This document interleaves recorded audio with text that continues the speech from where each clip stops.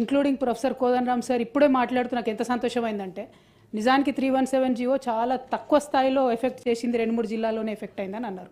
కానీ ఆనాడేమో అట్లా మాట్లాడలేదు, యావత్ తెలంగాణలో ప్రతి ఒక్కరు బాధపడుతున్నారు అన్నట్టు మాట్లాడారు.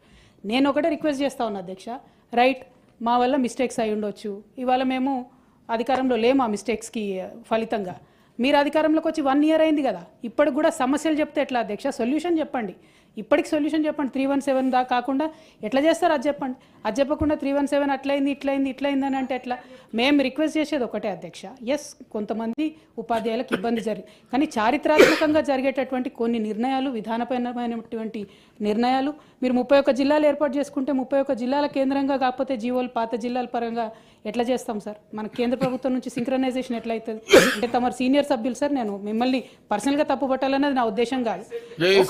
ఒకసారి జిల్లాలంటూ ఏర్పడ్డ తర్వాత వాటిని మనం కేంద్ర ప్రభుత్వానికి రికగ్నిషన్ కోసం పంపించిన తర్వాత సింక్రనైజేషన్ అనేది సిస్టంలో ఉండాలి కదా sir. So solution has to be found in that spirit, కానీ ఇప్పటికీ ప్రాబ్లమ్స్ డిస్కస్ చేసి ఇప్పటికీ మమ్మల్ని అనాలన్నది కొద్దిగా హాస్యాస్పదంగా అనిపిస్తాం sir. But I really hope తొందరగా సొల్యూషన్ ఫైండ్ అవుట్ చేయాలని కోరుతాం. చైర్మన్ సార్, ఈరోజు పెద్దలు ఏవిఎన్ రెడ్డి గారు,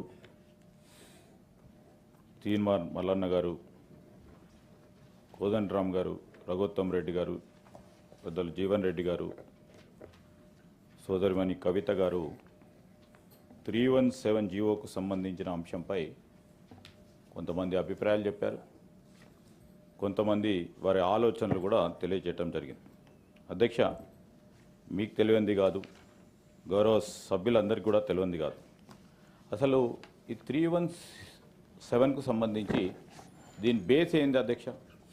ప్రెసిడెన్షియల్ ఆర్డర్ 2018 జోనల్కు సంబంధించిన అంశం వచ్చే వరకు సరే, అది శాస్త్రీయంగా జరిగిందా అశాస్త్రీయంగా జరిగిందా, స్థానికత గురించే పోరాటం చేసి ఆ స్థానికతకు సంబంధించిన అంశం విషయంలోనే తెలంగాణ రాష్ట్రం ఒక ప్రధానంగా ఏర్పాటు కావటం జరిగింది, అందరికీ కూడా తెలుసు. కానీ స్థానికతను కోల్పోతా ఉన్న సందర్భంలో ఇంతకుముందు పెద్దలు చెప్పారు, ఏవిఎన్ రెడ్డి గారు, తీన్మార్ మల్లన్న గారు చెప్పినట్టు వేలాది మంది ఆందోళనకు గురైనారు, చాలామంది ఇబ్బంది పడ్డారు. ఇబ్బంది పడినప్పుడు మేము తప్పకుండా చెప్పినాం, 317 జీవోకు సంబంధించి వారు సఫర్ అయ్యేవారు ఎంతమంది ఉన్నారో వారికి న్యాయం చేసే ప్రయత్నం చేస్తామని చెప్పాం. సో కమిట్మెంట్ ఉంది మా ప్రభుత్వానికి, అందుకోసమే ఈ 317 జీవోకు సంబంధించి ఒక సబ్ కమిటీని ముఖ్యమంత్రి గారు మరి క్యాబినెట్ సబ్ కమిటీని ఏర్పాటు చేయడం జరిగింది.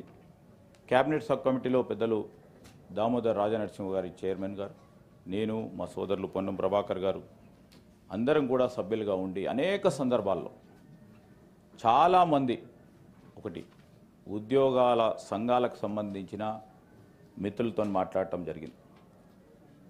టీచర్సే కాదు, మొత్తం ప్రభుత్వ ఉద్యోగాలకు సంబంధించిన సంఘాలతో కూడా మాట్లాడటం జరిగింది. ఎవరైతే ఎఫెక్ట్ అయ్యారో వారు కూడా వచ్చి రిప్రజెంట్ చేయడం జరిగింది.